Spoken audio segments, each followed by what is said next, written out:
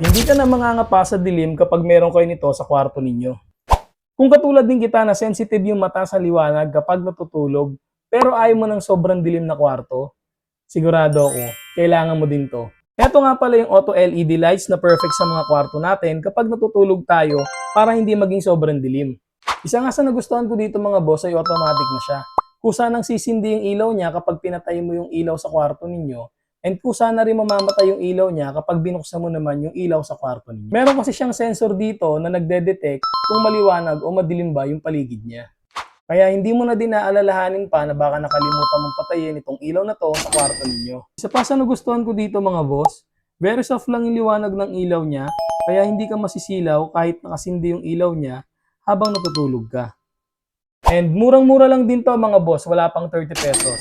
Kaya kung gusto mo din ito, click mo na lang yung basket dyan sa baba. Order na!